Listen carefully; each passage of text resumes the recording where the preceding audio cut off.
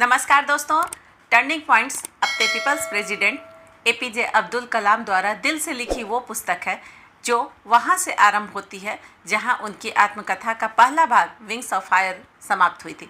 मतलब turning points पूर्व राष्ट्रपति, हमारे आदर्श, हमारे प्रेरणा स्रोत, भारत के 11वें राष्ट्रपति के राष्ट्रपतित्व काल की अनसुनी कहानी से अवगत कराती है। ये आत्मकथा एक ऐसे सरल किंतु असाधारण व्यक्ति की जीवन गाथा है जिसे पढ़ना और पूरा पढ़ना अपने आप में एक उपलब्धि है। कई जगहों पर उनके द्वारा अनुभूत घटनाओं और यादों के उल्लेख ने मुझे रुककर उन बातों का जिक्र या चर्चा अन्य लोगों से करने की अदम्य इच्छा जगाई।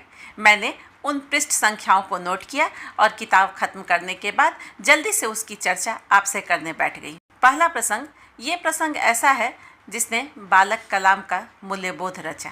ये उपहार प्रसंग है। इसके बारे में राष्ट्रपति बताते हैं कि सन 1947 की बात है, जब भारत आज़ाद ही हुआ था। रामेश्वरम द्वीप में पंचायत के चुनाव हुए थे और मेरे पिता ग्राम सभा के अध्यक्ष चुने गए थे। जिस दिन मेरे पिता अध्यक्ष चुने गए उस दिन एक आदमी हमारे घर आया। मैं तब स्कूल का विद्यार्थी था और जोर जोर से अपना पाठ याद कर रहा था। तभी मैंने दरवाजे पर दस्तक सुनी। उन दिनों रामेश्वरम में हम दरवाजे कभी बंद नहीं करते थे। एक आदमी भीतर आया और पूछने लगा कि मेरे पिता कहाँ हैं। मैंने बताया कि वह शाम की नमाज के लिए गए हैं। तब उसने कहा कि वह मेरे पिता के लिए कुछ लाया है। फिर उसने पूछा कि क्या मैं वह सामान पिता के आने पर उन्हें दे दूंगा। मैंने उससे कहा कि वह सामान खाट पर रख दे। उसके बाद मैं अपना पाठ याद करने लगा। जब मेरे पिता आए, उन्होंने खाट पर एक चांदी की तश्तरी में तोहफे को रखा देखा। उन्होंने पूछा कि यह कहाँ से आए हैं। तब मैंने उन्हें बताया कि कोई आया था और यह सामान आपके लिए छोड़ गया है। पिता ने उन उपहारों को खोल कर देखा।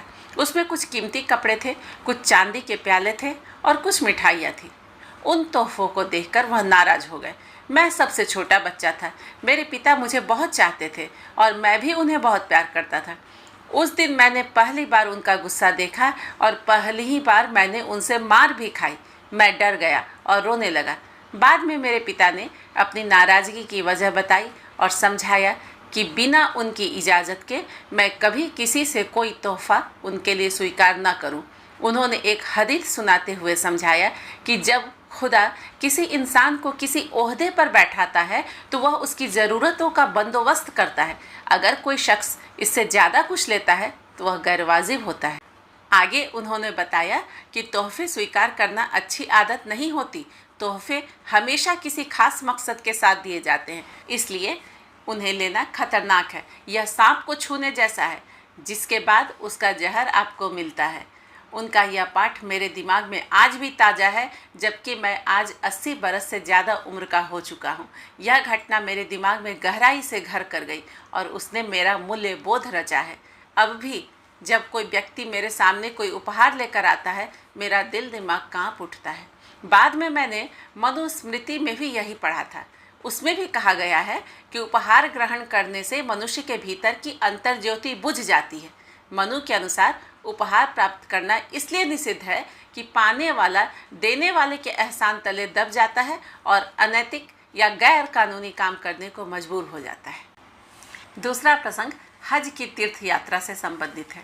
उनका कहना है कि मेरे बड़े भाई, जो उस समय 90 साल के थे, मेरे भाई की बेटी और उनका पोता दिसंबर 2005 में चेन्नई से हज यात्रा पर गए थे। मेरे भाई बहुत वृद्ध थे। सऊदी अरब में हमारे राजदूत को उन लोगों की इस यात्रा का पता चला तो उसने राष्ट्रपति भवन में मुझे फ़ोन किया कि उन लोगों को अगर किसी तरह की मदद चाहिए हो तो मैं बताऊं। मैंने उन्हें बताया कि राजदूत महोदय, मेरे भाई इस तीर्थ यात्रा पर एक आम आदमी की तरह जाना चाहते हैं और वह कोई सरकारी मदद नहीं लेना चाहते हैं। दोस्तों, हज कमेटी द्वारा चुने जाने पर ही वह तीर्थ यात्रा पर निकले थे। उनके पोते ने सामान्य ढंग से अपनी अर्जी हज कमेटी के सामने रखी और खुदा की मेहरबानी से वह विधिवत चुन ली गई। अलग अलग स्थानों को देखना और तीर्थ यात्रा के नियमों के अनुसार पूरी यात्रा का 50 दिन का कार्यक्रम बना। उनके पोते ने मुझे उस यात्रा के आखिरी दिनों में हुई घटनाओं का ब्यौरा दिया। मीना में कुछ दिन तंबुओं में ठहरने के बाद वे लोग अराफात की ओर चले। अराफात एक ऐसी जगह है जहाँ 50 लाख लोग आकर ठहरते हैं। मैं कल्पना कर सकता हूँ कि मेरे भाई अपने हाथ जोड़कर आसमान की तरफ देखते हुए कैसे दुआ कर रहे हैं। उन्हीं दिनों एक बार मेरे भाई का पोता ऊपर की मंजिल पर बनी बड़ी मस्जिद की सीढ़ियों से दुआ पढ़ने के बाद नीचे आ रहा था, लेकिन इतनी भीड़ में सीढ़ियाँ उतर कर आना आसान नहीं था। तभी मेरे भाई का पोता एक धक्के से भीड़ और दीवार के बीच दब सा गया। उसकी सांस घुटने लगी। तभी अचानक उसे राहत महसूस हुई। लगा कि उसके ऊपर से दबाव हट गया। हुआ यह कि उसे छटपटाते देख एक हट्टा कट्टा अफ्रीकन नौजवान आगे बढ़कर उसके और भीड़ के बीच में स्वयं खड़ा हो गया। जब तक वह नीचे उतर कर आया, वह नौजवान आगे कहीं निकल गया। मेरे भाई के पोते को धन्यवाद कहने का भी अवसर नहीं मिला। दूसरी घटना इससे भी ज़्यादा दिल को छू लेने वाली है। जब अराफात में नमाज अदा करने के बाद सब लोग मीना वापस लौट रहे थे, सभी 50 लाख तीर्थयात्रियों को उसी दिन 15 किलोमीटर का रास्ता तय करके लौटना था। उनकी गाड़ी का एयर कंडीशनर खराब हो गया और वे लोग रेगिस्तान की भयंकर गर्मी में फंस गए। मेरे भाई ने कुछ भी अन्न जल लेने से इनकार किया और रास्ते भर प्रार्थना ही करते रहे। वे लगातार 8 घंटों से चल रहे थे। उनकी गाड़ी बहुत धीरे धीरे खिसक रही थी। इस स्थिति में गाड़ी के ड्राइवर ने सलाह दी कि सब लोग उतरकर पैदल चले तो आधे घंटे में पहुंच जाएंगे। ऐसा ही किया गया। मेरे भाई को व्हील चेयर पर बैठाया गया, जिस पर बैठना उन्होंने बहुत मिन्नत किए जाने पर स्वीकार किया। आगे वह एक ऐसी जगह पहुंचे जहां सड़क पर एक दरार थी और यात्रियों को वह दरार फांद कर जाना था। मेरे भाई को भी अपनी व्हील चेयर से उतरकर दरार पार करनी थी। तभी 2 यात्रियों की नज़र मेरे भाई पर पड़ी और उन्होंने मेरे भाई को बैठे रहने का इशारा किया। इसके पहले कि मेरे भाई का पोता कुछ कह समझ पाता, 2 यात्री फुर्ती से आए और उन्होंने मेरे भाई की व्हील चेयर को भाई सहित उठाकर दरार के उस पार रख दिया। इसके पहले कि कोई धन्यवाद के शब्द कह पाता, वह यात्री आगे बढ़ गए। फिर एक स्थान पर आसमान तले रात गुजारनी थी। वह रेगिस्तान की बेहद सर्द रात थी और उनके नीचे बस एक चटाई भर बिछी हुई थी। बहुत सुबह से ही लोगों का शौच के लिए लाइन में लगना शुरू हो गया। लाइन बेहद लंबी हो गई। जो लोग अपने घरों में थोड़ी सी देर होने पर झगड़ने लगते थे, वह भी काफ़ी देर से धैर्यपूर्वक लाइन में खड़े थे। एक पंक्ति में एक महिला करीब 1 घंटे से अपने बारी का इंतजार कर रही थी। तभी एक लड़की आई और उसने उस महिला से बिना बारी के पहले जाने देने की विनती की। लाइन में लगे लोगों ने यह निर्णय उसी महिला पर छोड़ दिया। उसने उस लड़की को पहले जाने दिया। वह लड़की भीतर चली गई। तभी एक दूसरी बूढ़ी औरत ने आकर उसी महिला से अपने लिए भी यही याचना की। इस बार लाइन में लगी सभी देखने वालों को यह लग रहा था कि अब इतनी इंतजार करने के बाद यह महिला अपना नंबर नहीं जाने देगी, लेकिन सभी लोगों को भौचक करते हुए उस महिला ने बूढ़ी औरत को पहले जाने दिया।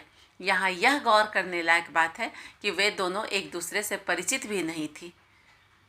यहाँ तक कि उनकी भाषाएं भी एक नहीं थी और इसलिए वह बूढ़ी औरत इशारों से काम चला रही थी।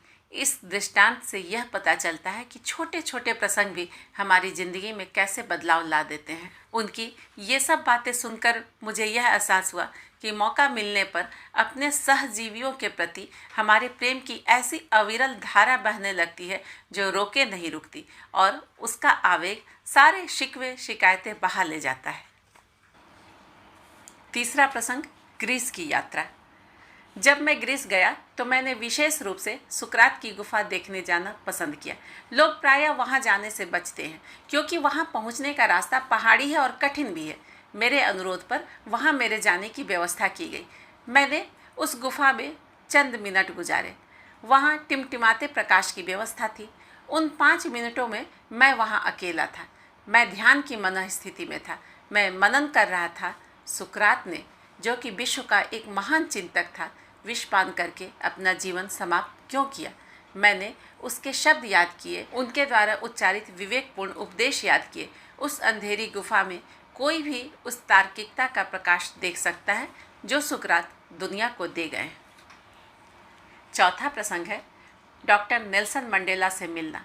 मैं डॉक्टर नेल्सन मंडेला का जिक्र करने से खुद को रोक नहीं सकता, जिनसे मैं वर्ष 2004 में मिला था। कोई भी उनके महान व्यक्तित्व से 2 बड़े गुण सीख सकता है। एक अदम्य साहस और दूसरा ईश्वरीय क्षमाशीलता।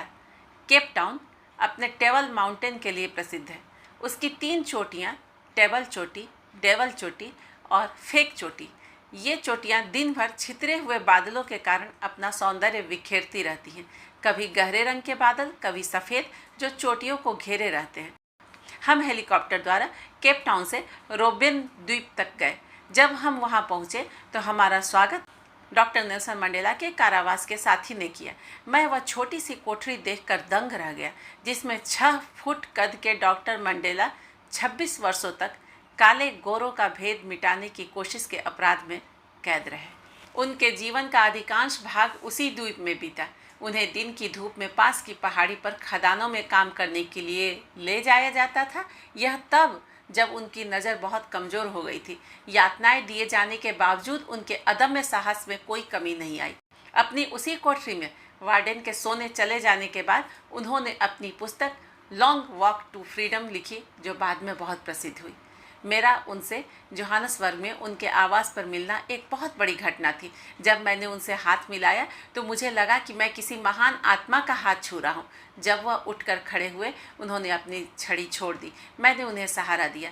उनसे हम एक बड़ा पाठ भी सीख सकते हैं। यह पाठ तिरुक्कुरल में भी लिखा है, जो तुम्हारे लिए बुरा करे उसके लिए सबसे बड़ी सजा यह है कि तुम उसके साथ भला बर्ताव करो। और अंत में घुमंतु राष्ट्रपति। उनका कहना है, राष्ट्रपति के रूप में मेरा जीवन बहुत व्यस्त बीता।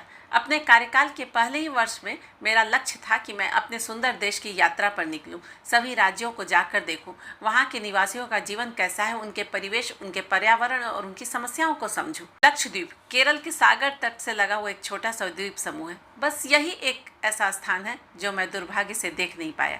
अन्य सभी मैंने देखे और एक या एक से ज़्यादा बार भी वहाँ गया। मेरी यह यात्रा दूसरों को कैसी लगी, यह जानना रोचक है। मैं इस संदर्भ में आउटलुक पत्रिका में प्रकाशित एक रिपोर्ट के कुछ अंश यहाँ देना चाह रहा हूँ। यह अंश इस प्रकार है। कलाम एक ऐसे घुमंतु राष्ट्रपति हैं जिन्होंने अपने कार्यकाल के केवल 10 महीनों में 21 राज्यों की यात्रा कर ली है, जो कोई दूसरा राष्ट्रपति अपने 5 वर्ष के कुल कार्यकाल में भी नहीं कर पाया। वे अपने हर तूफानी दौरे में कभी तो 15 तक कार्यक्रम भी पूरे करते हैं।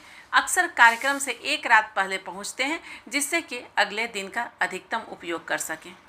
वे कहते हैं कि मुझे विदेश से भी बहुत से आमंत्रण मिले। मैं शैक्षिक, राजनीतिक और औद्योगिक समुदाय के लोगों के विशेष निमंत्रण पर America, UK, Indonesia, Republic of Korea, Netherland, Canada, Finland, Nepal, Ireland, संयुक्त राज्य अमीरात्स, ताइवान, रूस और ऑस्ट्रेलिया की यात्रा पर गया। अब तक मैंने करीब 1200 कार्यक्रमों में भाग लिया और 1.5 करोड़ लोगों से मिल चुका हूं, जिनमें अधिकांशतः युवा हैं। दोस्तों, इस प्रकार यह रही एक स्वनिर्मित स्वप्नदर्शी इंसान के राष्ट्रपतित्व काल की कुछ विशिष्ट घटनाएं। एक फूल को देखें, वह कितने उन्मुक्त भाव से अपनी सुगंध, अपना पराग लुटाता है, लेकिन अपना संपूर्ण दे चुकने के बाद चुपचाप मुरझा जाता है। भगवद गीता की ये पंक्तियाँ इस किताब में भी है। तो दोस्तों, ये अद्भुत अतुल्य स्मरण निसंदेह आपको भी अच्छे लगे होंगे, ये मेरा विश्वास है। तो फिर इस वीडियो को लाइक और चैनल को सब्सक्राइब अवश्य कीजिएगा। धन्यवाद।